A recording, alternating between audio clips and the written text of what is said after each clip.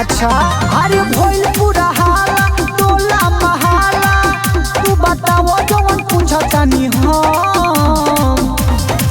आप तो तेरा बात बताओ कि तू पति के साथ रहबू कि देवर के साथ रहबू? हम देवर साथ। सच सच कहो तनी बतिया रहम देवरे के साथ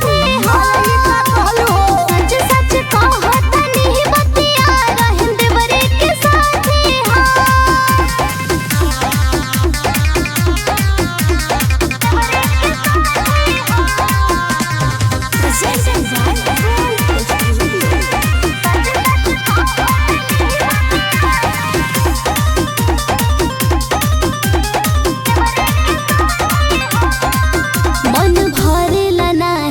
हमर भतार हो लागे यही से पड़ेलू देवर से प्यार हो ना हो।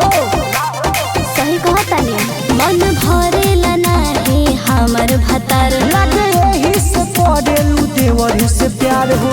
छोड़ दे तू शरम कह पन फारम नइखे पियावा में तहारा कदम। सच सच कहतानी बतिया रहम देवरे के साथ सोशल मीडिया में छा गई सच कहतानी बतिया रहम देवरे के साथ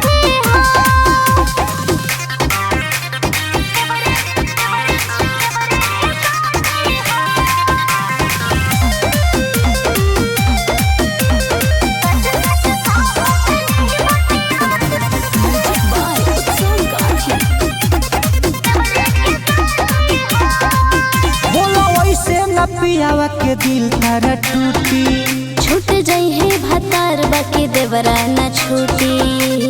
धन बाड़ियो ना रानी बोला वही से ना पियावा के दिल तारा टूटी छूट जाई है भतार बाकी देवरा न छूटी।